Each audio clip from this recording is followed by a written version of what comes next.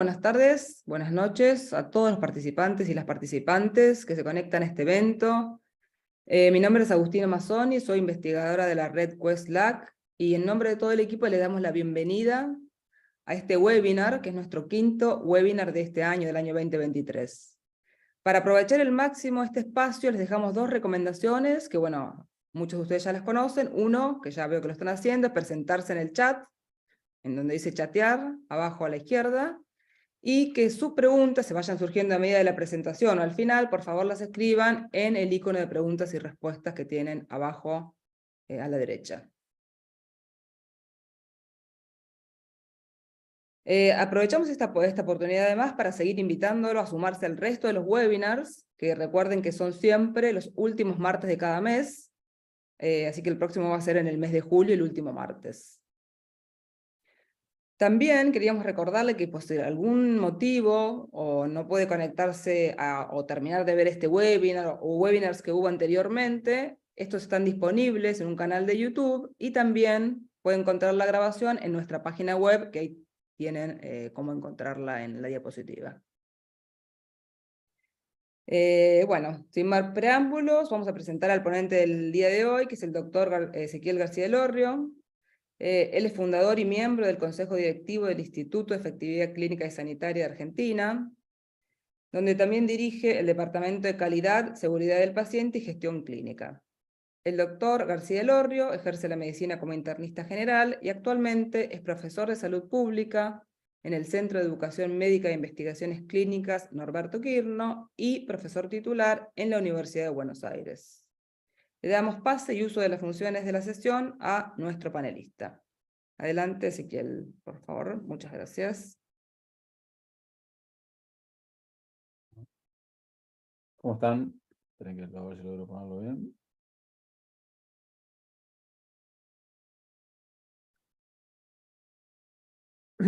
Bueno, gracias, Agustina, por la presentación. Bueno, bienvenidos a los participantes.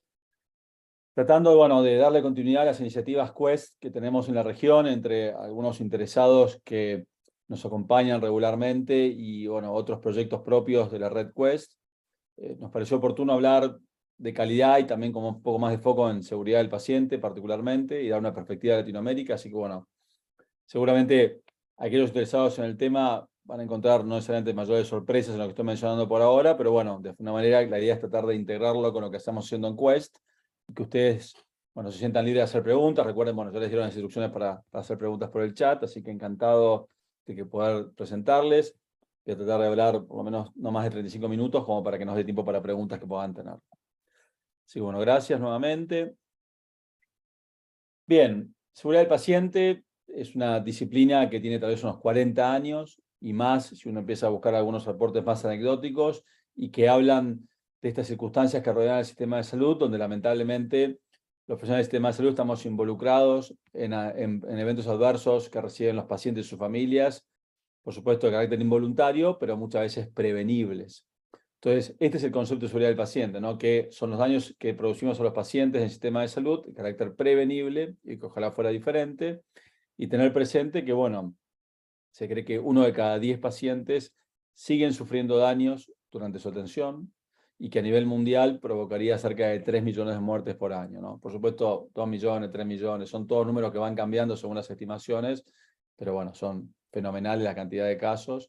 Y fíjese, cuando uno lo lleva al impacto que tiene a nivel global, digamos, recuerden que DALI es una medida de discapacidad asociada a la calidad de vida, y vemos que se producen una pérdida de 64 millones de años ajustados por discapacidad, que es similar a la epidemia de HIV y SIDA a nivel del mundo, ¿no? Así que, digamos, por supuesto tenemos bastante para identificar y mejorar, ¿no? Después hay esto es aparte de un informe del OCDE. Acá tenemos una cita del 2019, antes de la pandemia, que hablaba que en la internación 1 de cada 20 pacientes reciben atención y que se estima que representa el 12% de las causas de discapacidad o muerte que existen a nivel global, ¿no? Así que, bueno, circunstancias que por supuesto tienen su volumen. Esta cita es vieja del BMJ, publicada sobre que parecía que era la tercera causa de muerte en Estados Unidos en el 2013. Bueno, fue discutido siempre de alguna manera yo siempre muestro este slide de la cita del BMJ y muestro el lado de la editorial que acompañó esta cita, donde se discute, bueno, el cálculo, la estimación, si fue apropiada, pero bueno, es fenomenal, ¿no? Y volviendo a los orígenes de Quest, bueno, tener presente en el 2018 se habían publicado una cantidad de reportes que hablaban de la calidad de atención en países en desarrollo como los nuestros. Y bueno, empieza a surgir este tema, ¿no? De que, digamos, los países desarrollados empiezan a resolver algunos de sus problemas sanitarios en términos de acceso, pero más allá de calidad de atención en forma más dramática, y la calidad de atención es uno de los puntos. Y bueno, se estima que una cantidad de personas mueren en el mundo por problemas de calidad de atención, pero empiezan a darse cuenta de que lo voy a mencionar después, de que estos pacientes mueren dentro del sistema. No es por no tener acceso, mueren dentro del sistema y son las circunstancias para tener en cuenta a la hora de evaluar cuáles son los problemas que van surgiendo, ¿no? Así que bueno, teniendo en cuenta eso, es importante siempre tener presente que lo que sabemos es que lamentablemente existen errores en el sistema de salud, que la salud es una industria de alto riesgo y finalmente que podremos reducir esta probabilidad de daño, ¿no?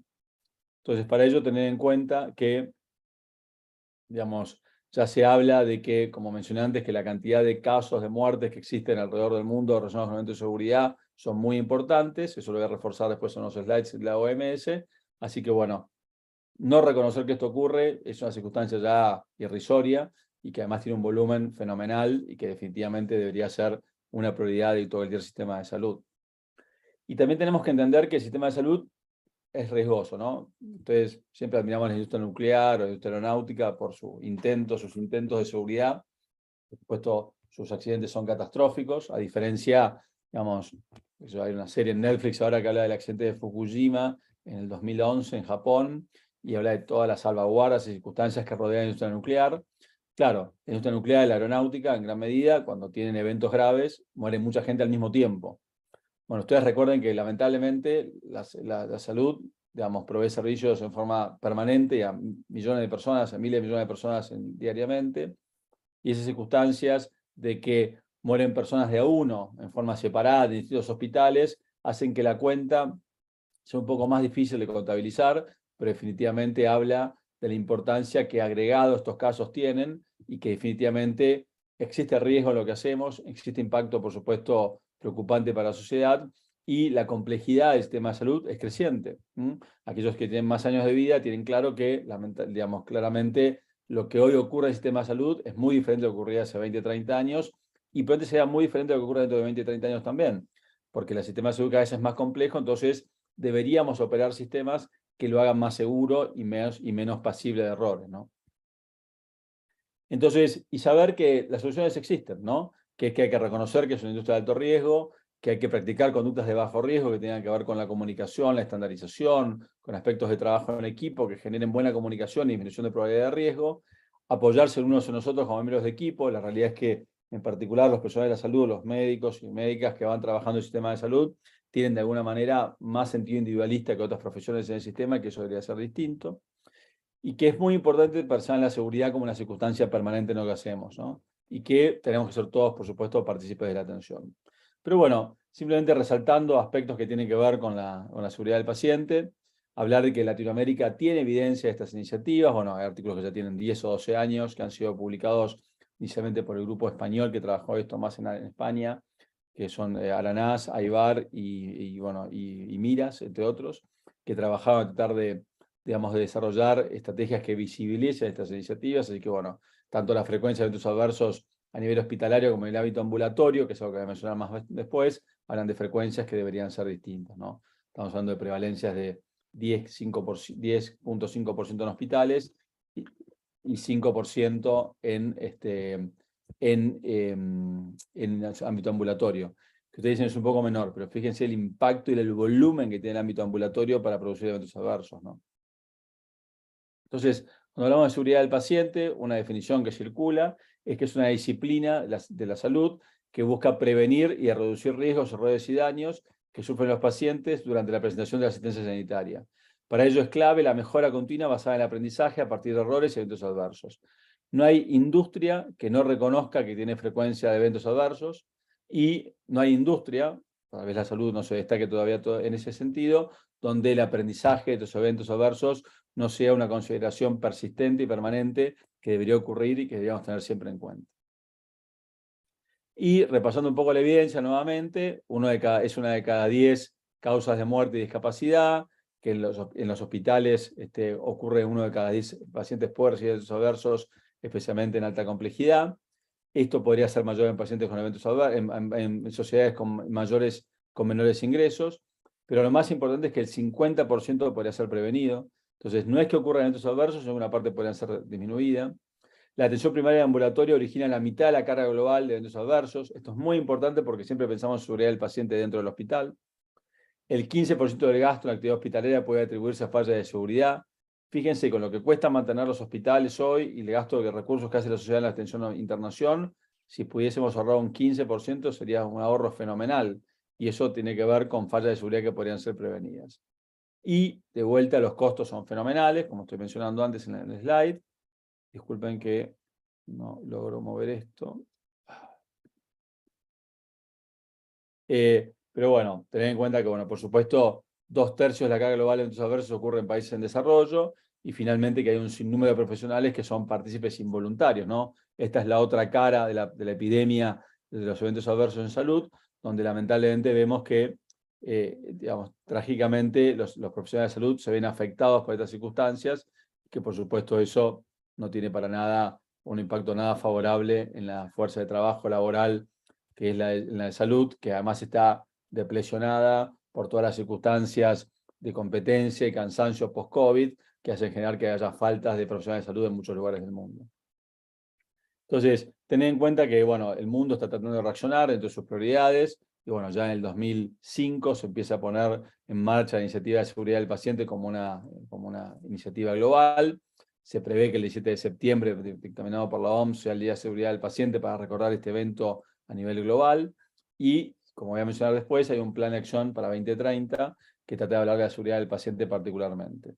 Y en el 2019, vieron que como todos los días de mayo hay una Asamblea Mundial de Salud en la OMS, bueno, en la 72 se suscribió un compromiso con la seguridad del paciente finalmente. Y bueno, por el lado de las Américas, OPS está tratando de impulsar iniciativas relacionadas a la calidad y la seguridad, que bueno, dentro del trabajo con su trabajo con los gobiernos, esperamos que cada vez sea más visible. Bueno, de vuelta, esto lo voy a dejar para ir bien con el tiempo, de vuelta estos slides le quedan, así que hablan del impacto global que tiene la seguridad del paciente, esto es fenomenal y lamentablemente cuando la doctora García miraba en mi presentación, trataba de que refuerce cuáles son los eventos más frecuentes. Bueno, los eventos más frecuentes de seguridad del paciente son los que tienen que ver con la medicación. No porque dañen al paciente tan frecuentemente, sino porque son los más comunes sin daño. ¿Y por qué ocurre esto? Porque los medicamentos son la práctica más frecuente dentro de un hospital, por ejemplo, y que si bien no todos llegan al impacto de salud, generan eventos que los pacientes corren riesgo, ¿no? Así que los eventos de medicación son súper frecuentes. Por supuesto, digamos, los eventos relacionados con las infecciones intrahospitalarias son fundamentalmente críticos en países en desarrollo y menos aún los desarrollados. Lamentablemente las complicaciones por muerte relacionadas con la cirugía también ocurren. Y los errores de diagnóstico empiezan a ganar posición porque habiendo solucionado aspectos como los aspectos relacionados con las infecciones intrahospitalarias, los eventos quirúrgicos, incluso los eventos de medicación, los errores de diagnóstico empiezan a tomar volumen dentro de los hospitales y en atención primaria. Y eso lo voy a mencionar después. Acá habla también, bueno, aspectos como sepsis, usadas por presión, trombosis venosas profundas que también podrían ser prevenidas. Digamos, bueno, ya hablé de las infecciones, bueno, aspectos que tienen que ver con el maltrato de pacientes por la restricción física durante la internación. Y bueno, y en países especialmente menos desarrollados, los eventos relacionados con el uso de hemoderivados. Y tener en cuenta, como mencioné antes, que bueno, aquellos que trabajan más en calidad industrial saben que todo esto son fuentes de desperdicio, todas estas fuentes de reproceso, daño al paciente, digamos, circunstancias que generan costos innecesarios. Y bueno, la OSD ya habla de que hay un volumen importante del desperdicio en salud, que puede ser 15%. Y bueno, vemos acá algunos ejemplos de, digamos, pacientes que no reciben la atención adecuada, tratar de obtener resultados con menores inversiones de costos, o sea que es mejor costo-beneficio. Y tratar, por otro lado, que es una fuente, tener en cuenta que la fuente de desperdicio es cuando hacemos desvíos innecesarios de recursos de atención del paciente, como el malgasto administrativo y fraude, que son esos aspectos que impactan en la disponibilidad de recursos para que otros pacientes puedan recibir la atención que necesitan a tiempo, porque un diagnóstico tardío también es seguridad del paciente, porque son eventos adversos prevenibles. Entonces, tened en cuenta, como algunos ya han escuchado algunas menciones que he hecho previamente en otras presentaciones, que algunos de los errores que pudimos haber cometido a nivel de sistema de salud en nuestra región es que faltó información. Aquí, bueno, siempre está esta circunstancia de cuánta información se necesita ya para tratar algo demasiado obvio, pero bueno, en otros países, especialmente a principios de los años 90, fue importante para empezar todo un movimiento de seguridad del paciente. Después, bueno, los sistemas de salud en esta región son muy fragmentados, hay diferentes modelos en cada país, pero esta fragmentación territorial y de sistemas genera múltiples oportunidades perdidas que tienen relación con la falta de información. Después, la falta de continuidad en políticas públicas, los cambios de regímenes políticos impactaron en cambios de regímenes del sistema de salud que deberían haber tenido continuidad. La falta de inversión, si bien gastamos mucho en salud, no necesariamente invertimos adecuadamente, y cuánto de esto se dedica a calidad de atención es muy discutible. Y finalmente, bueno, que más allá de honrosas excepciones, ha habido liderazgos débiles que ha generado, como ya mencioné antes, múltiples oportunidades perdidas. Tener en cuenta que los que mejoran lo hacen, digamos, los que tienen preocupación por seguridad del paciente, mientras ya a nivel de sistema, el espíritu de excelencia, hacia el nivel para de hospitales, que tratan de hacer las cosas bien por sus pacientes o su comunidad, la regulación, que ha sido el efecto más marcado en la región, para tratar de hacer cambios en el sistema de salud.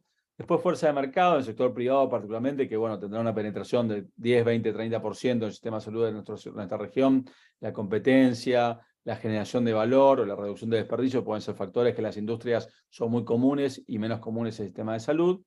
Y lamentablemente vemos con poco impacto la demanda de los consumidores que tal vez no están bien asesorados o que no comprenden bien con los aspectos críticos de calidad de atención. Y lamentablemente menos aún la demanda de los profesionales, ¿no? Aspecto que debería tener particular consideración. Bueno, acá hay gente de todos los países de la región, así que irán identificando iniciativas de diferentes países que han trabajado. Bueno, se destacan México, Brasil y Chile como países que han tenido cierta continuidad en aspectos de calidad de atención que son interesantes. Argentina ha tenido sus esfuerzos, pero bueno, su sistema de salud es extremadamente fragmentado. Los gobiernos que ha habido en los últimos años, las últimas 3 décadas, por decir algo, no han tenido continuidad en sus iniciativas del todo ideales y bueno, circunstancias que ojalá podamos ir modificando teniendo una visión un poco más proactiva del sistema de salud en la región. Entonces, tener en cuenta que, bueno, lamentablemente COVID generó, hay una foto de lo que fue la tragedia del COVID en el sobreuso del sistema de salud y la demanda fenomenal, pero bueno, ya a fines del 19 empezaba a surgir la voluntad de trabajar antes de la pandemia, mejorar la calidad de atención. Bueno, ahí esto a través de los gobiernos se fue firmando en la región. Y bueno, este es uno de los puntos críticos que yo quiero mencionar hoy, ¿no? Cómo los cambios a nivel de sistema son los que pueden eventualmente generar cambios importantes y ojalá de impacto, ¿no? Y a esto voy a volver después. Entonces, volviendo un poco relacionado con Quest, recuerden, los que trabajamos con los que conocen la iniciativa Quest, saben de que trabajamos en tratar de reducir muertes innecesarias y desperdicio en el sistema de salud, que por supuesto es más marcado en países en desarrollo. 3 reportes del 2018 muestran esto con bastante claridad. Bueno, yo siempre resalto en el cual tuve más oportunidad de contribuir, que es el de Lancet Global Health. Y tener presente que, ustedes tengan presente que a nivel del sistema de salud, el mundo está impulsando una reforma global que trata de que haya cobertura universal. Eso es UHC, ¿no? La cobertura universal genera, por supuesto, que tal vez miles de millones tengan acceso al sistema de salud, pero que si es de tan baja calidad no les ayudará y de hecho puede hacerles daño. Y esto está escrito en este reporte, que simplemente dice que si garantizamos el acceso sin garantizar pautas de calidad en los cuidados de salud, podemos tener, la gente puede tener más riesgo y enfrentar más problemas por eventos adversos. Así que tener en cuenta, bueno, como ya mencioné antes, que hay múltiples muertes que ocurren en el sistema y que siempre los países, y acá de vuelta el tema regulatorio, por eso lo mencionamos dentro de Quest, deberían tener políticas de calidad y estrategia de implementación. Por supuesto, no alcanza con tener una política de calidad escrita, hay que implementarla y ojalá llevarla efectivamente al impacto.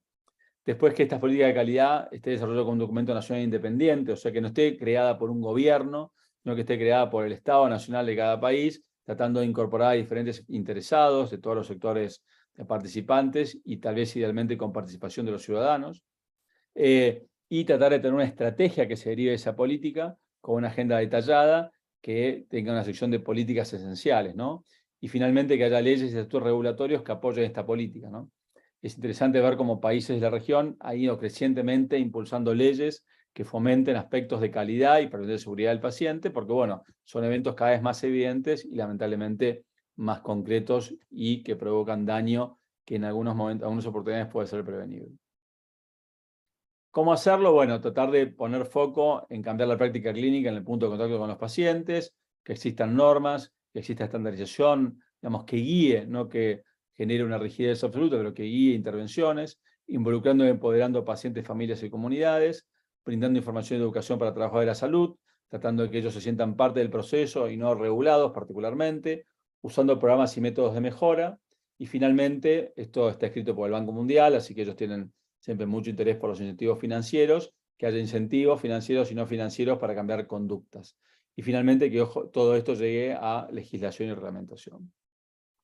Bueno, simplemente para recordar que bueno, aquellos que tenemos la oportunidad de trabajar en Quest y trabajamos bajo el liderazgo de Margaret Crook, de la Escuela de Salud Pública de Harvard, que lideró el Lancet Commission, que se publicó sobre calidad de atención. Bueno, recordar que lamentablemente, digamos, esta iniciativa de la calidad de atención tiene mucha relación con lo que es la cantidad de personas que mueren en el mundo y que parte de ello se podía ser prevenido, como yo pude mencionar. A ver, disculpen que yo creo que salió una versión anterior del slide, y acá estoy también contestando a una sugerencia de mi colega Patricia García, es por qué hablar de calidad cuando hablo de seguridad del paciente, ¿no? Y en un slide que se ve que no pude incluir finalmente, hablaba que la definición de calidad de atención involucra 6 dominios, ¿no? El Instituto de Medicina de Estados Unidos difundió en los años, al final de los años 90, una definición, que está justo acá abajo, así que la puedo utilizar. Ustedes ven abajo los colorcitos, ven que hay dimensiones de la calidad, ¿no? Entonces está la seguridad del paciente, la efectividad, la eficiencia, centrado en la persona, la equidad y a tiempo, ¿no? Entonces, cuando hablemos de calidad de atención, mi sugerencia es que recuerden estos 6 puntos, porque ven la relación de la seguridad con la calidad de atención. O sea que la seguridad es parte de la calidad de atención, digamos, ya hasta tomado una dimensión independiente por su volumen, pero siempre que hablemos de calidad de atención, entendamos con cuidado seguro, efectivo, eficiente en términos económicos, centrado en la persona, equitativo y a tiempo, son los dominios que tenemos que tener en cuenta, ¿no? Por eso son temas que vinculan claramente la calidad global a nivel sistema con la seguridad del paciente particular, que habla de la parte más negativa del sistema, que son los eventos adversos, ¿no? Y tengo presente que cuando hablamos de marcos conceptuales de calidad, aspectos que tienen que ver con los cimientos, que es la población, el gobierno, las plataformas de atención, el personal, los recursos humanos y las herramientas, se relacionan con procesos de atención que son atención competente, sin daño, de vuelta se relaciona a la seguridad, y con una experiencia positiva del usuario, nos lleva idealmente a un mejor estado de salud, confianza del sistema, que no haya daño, y beneficio económico. No gastamos recursos innecesariamente en eventos prevenibles. Así que acá traté de poner en relación lo que es seguridad con calidad, y entendiendo que no son disciplinas diferentes, están integradas, y que bueno, tener en cuenta que por ahí la seguridad toma una dimensión propia, pero tiene que ver, por supuesto, con el volumen de atención que fue recibiendo. Entonces, por otro lado, también entender que este problema fue surgiendo, y bueno, esto es una circunstancia en la que pude participar.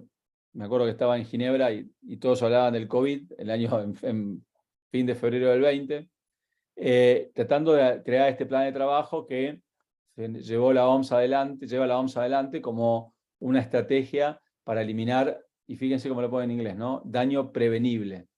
Así que son circunstancias para tener en cuenta cuando uno habla de seguridad del paciente, porque la realidad es que no hay todavía una instancia, digamos, de carácter, ¿cómo se podría decir? Disculpen.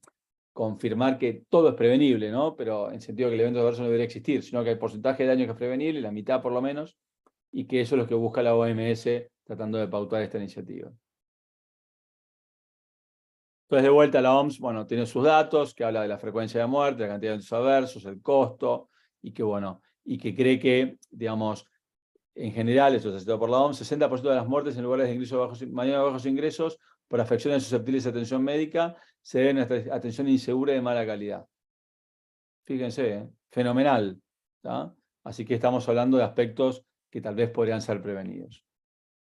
Bueno, eso simplemente comparan, fíjense, lo que es el impacto de los eventos adversos en comparación a malaria y tuberculosis, relacionados con HIV y SIDA y accidentes de tránsito. Así que todos compiten arriba, pero los eventos adversos curiosamente sorprenden frente a la comparación con otras enfermedades muy prevalentes como es la malaria y la tuberculosis. Bueno, este es el documento. Y tener en cuenta que, disculpen, que bueno, que acá hay toda una cantidad de estrategias que ustedes pueden mirar después más tranquilos, que se basa en tratar de eliminar daño prevenible, tratar de tener sistemas de alta confiabilidad. Eso de vuelta tiene que ver con tener consistencia en los cuidados, que los procesos clínicos sean seguros, en involucrar a pacientes y familiares, tratar de, por supuesto, darles herramientas a los trabajadores de la salud, tratar de tener información y gestión de riesgos basados en la investigación y que haya, por supuesto, sinergias y involucramiento con pares, ¿no?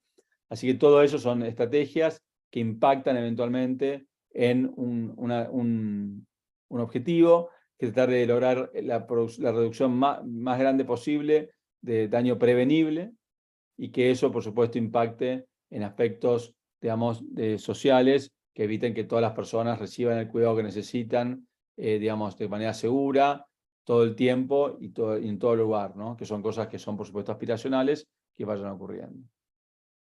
Y para eso, digamos, hay que entender un poco aspectos que tienen que ver con diferentes brechas que existen siempre en cuáles son los factores contribuyentes, cuál es el ambiente político, digamos, regulatorio que existe, la inadecuada aplicación de la ciencia, que eso genera brechas también. Después tratar de tener digamos, que esa ciencia tenga impacto a nivel antes de seguridad del paciente y ahora a nivel del cuidado que se brinda.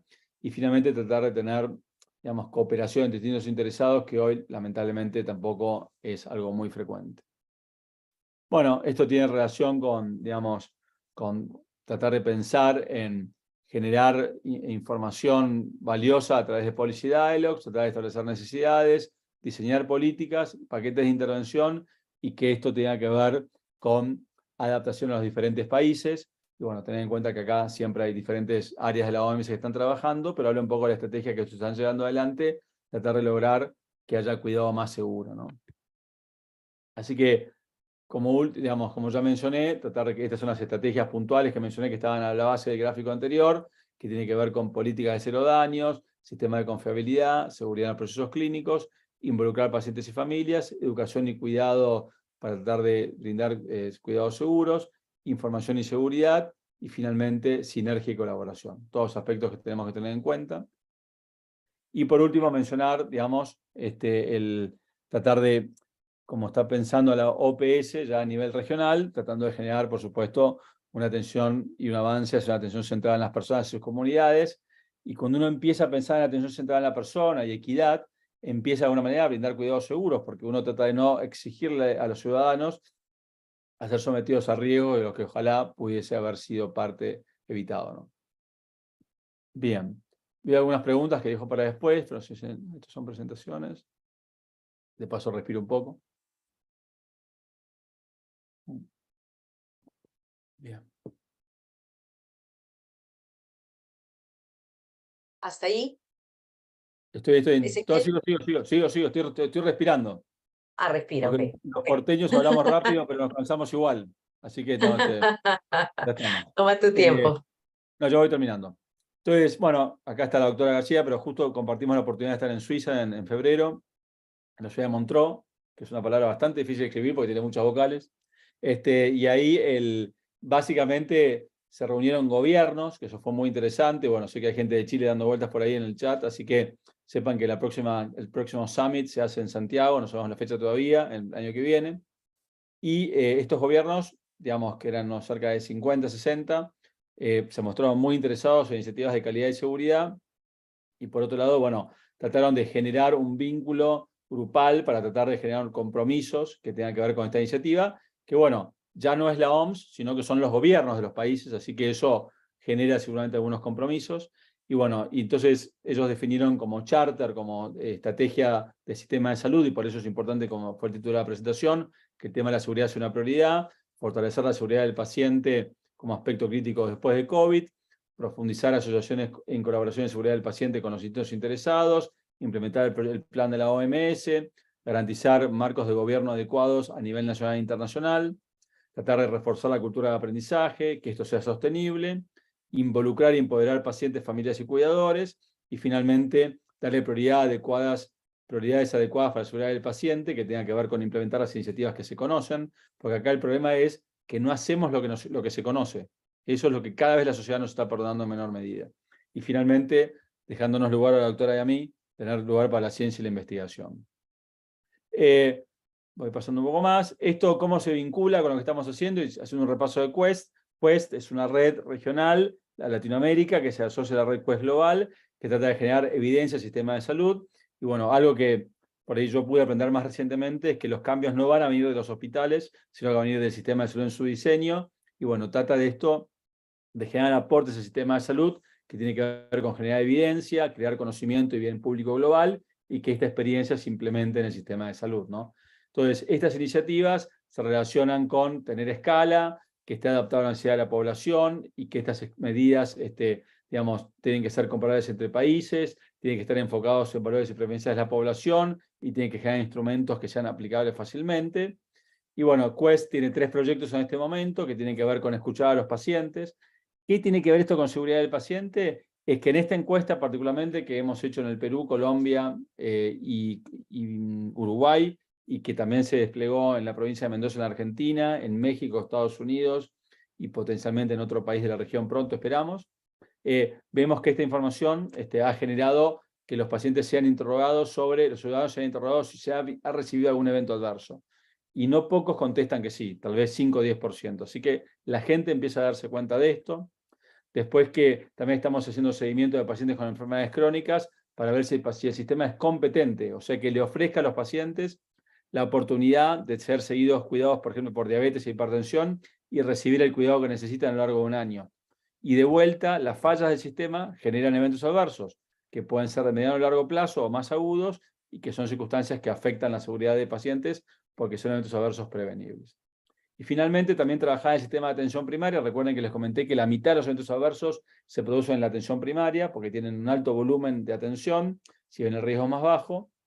Y bueno, lo que podemos trabajar en la atención primaria para prevenir errores diagnósticos, errores de comunicación, errores de medicación, que son los más frecuentes, claramente impactan.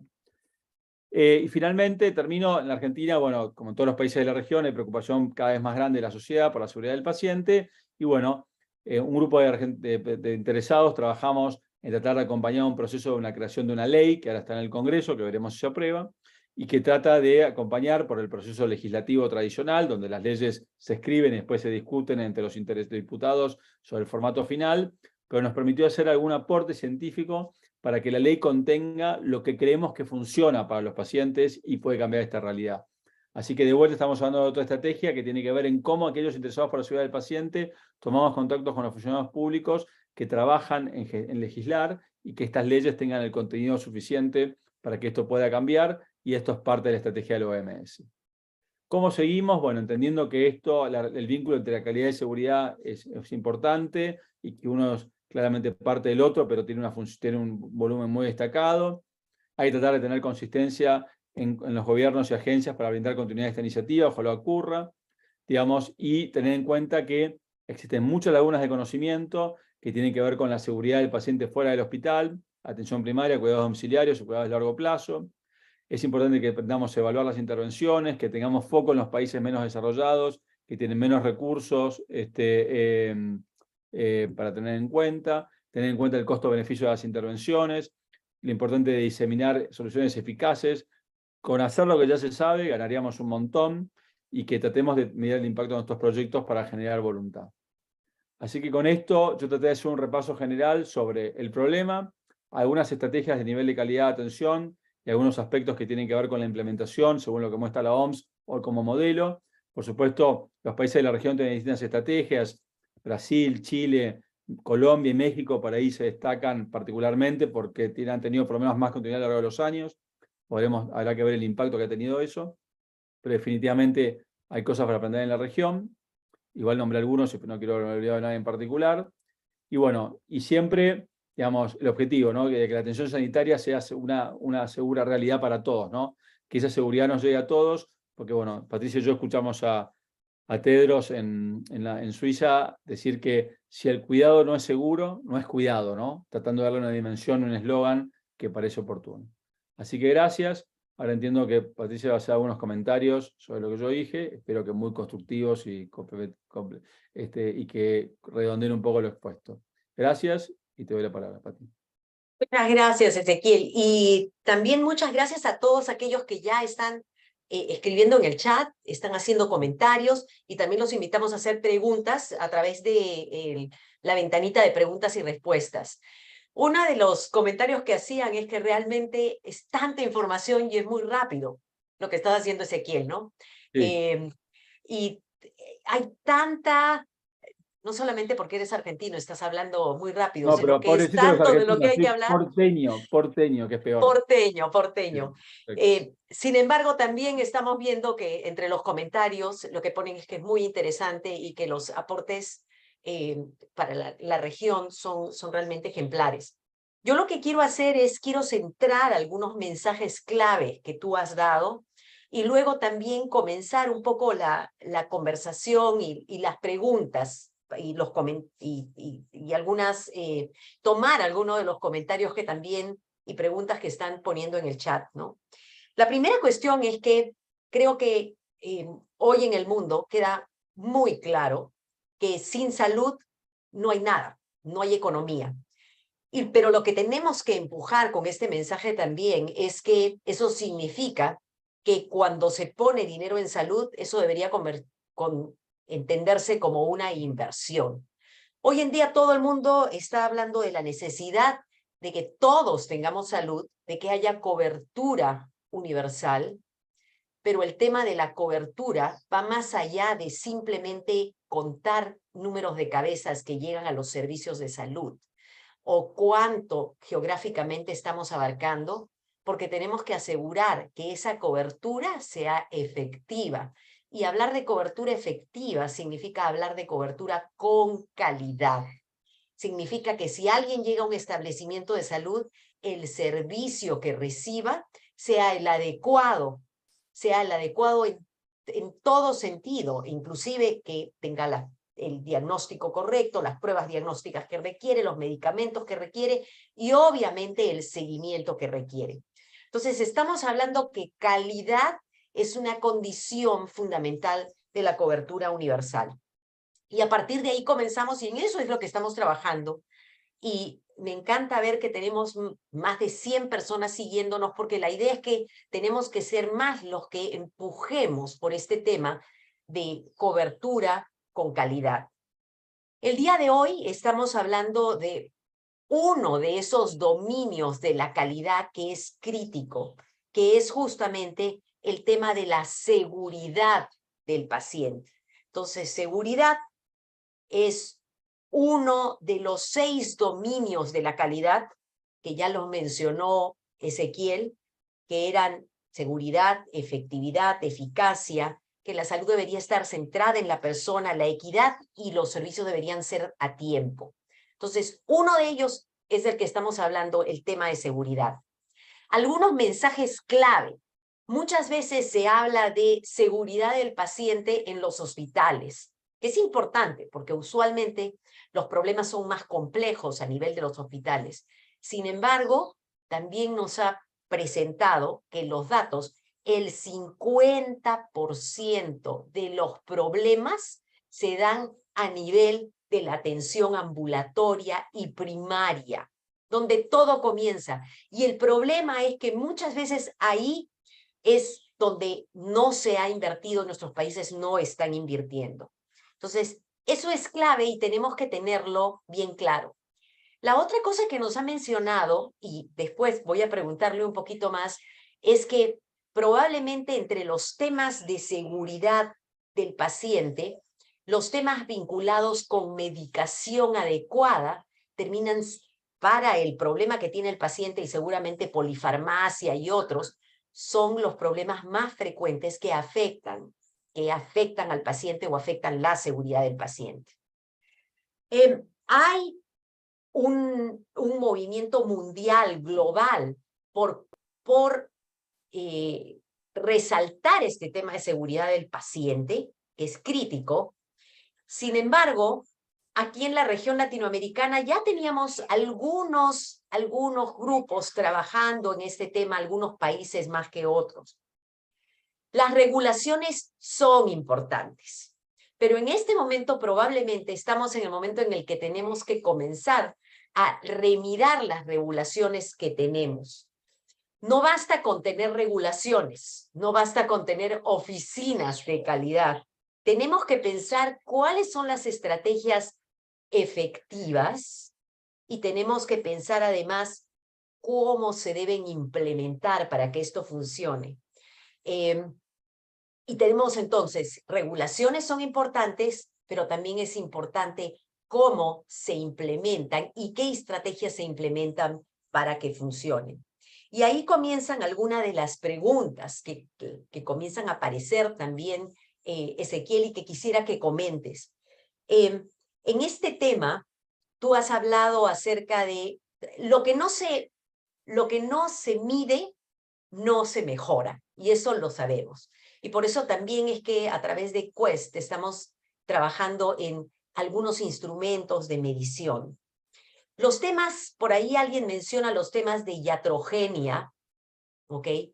Errores médicos. ¿Qué tan frecuentes son en nuestra región? Tenemos estimaciones, hemos tenido estimaciones, y ¿cómo es que esto debería verse? De modo que en lugar de pensar, porque también un grave problema es que cuando hablamos de iatrogenia o cuando hablamos de estos problemas, inmediatamente saltan los problemas legales y otros que a veces lo que condicionan es que escondamos un poco estas estadísticas por el temor de las penalidades, en lugar de pensar en cómo utilizar también estas experiencias como lecciones para mejorar nuestros sistemas. Entonces, ¿qué estimaciones hay? ¿Qué se debería estar haciendo? ¿O qué están haciendo algunos con respecto a estos temas de errores médicos o iatrogenia? Bueno, Pati, a ver, son varias preguntas, estoy tratando de ver un poco las preguntas. A ver, yo creo que... De ahí seguimos con las preguntas, de ahí seguimos sí. con las preguntas. Bueno, no, pero a ver, un poco, a ver, creo que lo que funciona es, digamos, primero, reconocer que es un problema, tratar de establecer estrategias basadas en la evidencia que han demostrado efectividad y tener continuidad. Entonces, repaso. Yo por ahí veo en el chat ahí que algunos comentan que en sus países hay como cierta continuidad y impacto. Bueno, eso es muy correcto. Yo creo por eso que, digamos, son pocos los países que todavía reconocen el problema como un problema central. Pero en ese caso, por ahí, los más notables han sido de vuelta a Brasil, Chile, Colombia Chile, Colombia y México. Pero la continuidad sí tiene una circunstancia que por ahí es difícil de definir, porque hay países que han hecho grandes lanzamientos por estos problemas y después lamentablemente no han podido tener continuidad. Y también depende un poco del diseño del sistema de salud, ¿no? Porque el caso de, por ejemplo, Chile y Uruguay, que tienen países, son incluso Perú también, que tienen sistemas de salud más unitarios, eso da algunas oportunidades, sus desventajas, por supuesto, en el sentido de entender cuáles son los problemas y tratar de implementar intervenciones medianamente homogéneamente, en forma homogénea. En otros países es más difícil, como es el caso de Chile, perdón, de México, Brasil y Argentina, por ejemplo. Así que en ese punto creo que, digamos, existe simplemente, digamos, una oportunidad importante de tratar de implementar las intervenciones de esta manera. Después, otro factor importante es cuánto los países penalizan el aprendizaje. ¿Qué quiere decir? Si los países son extremadamente penalizadores de eventos adversos y casi eventos y del reporte de eventos, eso impide que haya aprendizaje y que haya oportunidad de entender cuáles son las causas de los errores y genera una cultura de miedo. Entonces, definitivamente, eso es otra oportunidad que ojalá con esta ley que proponíamos se pueda regular de una manera diferente, que es que el reporte de eventos adversos sea una oportunidad para aprender, que otras industrias lo tienen totalmente incorporado y entendiendo, por supuesto, que la industria de manufactura es distinta a lo que es la salud particularmente. Después, en cuanto a métricas, Pati, yo creo que definiciones de indicadores, probablemente, salvo Quest, que está tratando de aportar los indicadores recolectados de manera diferente, tal vez el problema no sea de cantidad de métricas, sino de que las métricas que se toman sean monitoreadas regularmente y genere cambios en su medición, ¿no? Y el caso más claro, bueno, vos sos infectóloga, es el de tema de las infecciones extrahospitalarias, que uno sabe que habría que medirlas, sabe cómo medirlas, pero se miden irregularmente y lamentablemente en forma parcial, y eso impide que haya tal vez una evidencia más clara de cuál es el volumen del problema de seguridad del paciente más grande que tiene la región en cantidad de pacientes que fallecen por esa causa. En países más desarrollados, las infecciones intrahospitalarias han sido medianamente controladas. En nuestros países siguen siendo un problema todavía estable y tal vez creciente, agravado por la resistencia antibiótica, que es un problema particular de la región que ha aumentado incluso peor después del COVID. Así que bueno, hay mucho por hacer. No sé si contestó esto parcialmente, estoy tratando de mirar un poco el chat. A ver Fabuloso, si hay... fabuloso. Sí, Primero, yo creo que algunos mensajes clave que estás poniendo, ¿no? sí, Es que no deberíamos penalizar el aprendizaje y evitar la sí. cultura de miedo, que es clave. La otra que es importante, es probable que no, a través de Quest, por ejemplo, estamos midiendo el error médico reportado por las personas, ¿no? Que tal como lo dijiste, está entre un 5 y un 10%, es lo que la gente ha sentido, que hay errores médicos. Pero sin embargo, de repente no tenemos directamente esos números de otras fuentes, pero sabemos que para algunos ejemplos tenemos datos y el problema no solamente va a ser tener datos, sino cómo uno sigue las tendencias y toma acciones para el cambio. Eso me parece perfecto. Hay algunos comentarios que comienzan a aparecer y preguntas que creo que es importantísimo, ¿no? De Chile, ellos comentan que algunas estrategias que han funcionado, por ejemplo, tienen que ver con iniciativas de incentivos, o sea, las estrategias de cambio de comportamiento positivo, ¿no? Con incentivos. Y hay una pregunta de Marcela Rousseau que dice, ¿cómo se logran cambios a prácticas seguras con más eficiencia desde instituciones de salud o desde las normas o iniciativas gubernamentales? De lo que has revisado, porque también, y esto es otra cosa que creo que también lo has comentado, creo que como región latinoamericana hay ejemplos buenos y deberíamos comenzar a aprender entre todos. Ezequiel, ¿cómo se logran cambios de prácticas seguras? Sí. Ahí están muy contentos con tu perrita, ahí atrás. Está famoso tu perrita. Sí. No, qué difícil porque hay tanto. Mira, hay un ejemplo en Brasil que es bastante bueno, que ha tenido cierta difusión también en Colombia y en México ahora, que es que para darle más visibilidad al cambio y acelerar prácticas más seguras, está este concepto de colaborativa. Seguramente han escuchado hablar del IHI, the Institute for Healthcare Improvement, que es uno de los players globales en calidad de atención a nivel global. Y ellos promovieron junto con hospitales de la región, por ejemplo el Hospital Albert Einstein en San Pablo, colaborativas para disminuir eventos adversos, y eso estuvo todo facilitado por el gobierno de Brasil, no sé si estará Luciana acá, y entonces se ha generado cambios por visibilizar a gran escala intervenciones que puedan reducir infecciones, prevenir error de medicación, los eventos más frecuentes, y creo que entonces eso ha sido una de las maneras más efectivas de visibilizar los problemas. Habrá que ver en el largo plazo qué cambia, qué queda. A veces la regulación ayuda también. Por ejemplo, hace poco en la Argentina se empezó a prescribir de alguna manera, a prohibir la prescripción de antibióticos sin prescripción médica, que antes eran fácilmente conseguibles. Entonces, esas son acciones regulatorias restrictivas que pueden impactar en la seguridad del paciente para disminuir la resistencia antibiótica, y otras tienen que ver con, a escala, mostrar cuál es el camino a seguir.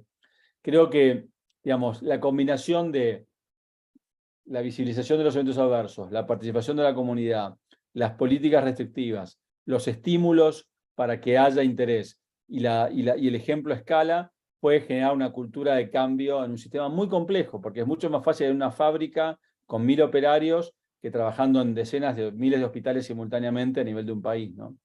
Y de vuelta, como decía el Charter de Montreux, es aplicar la evidencia.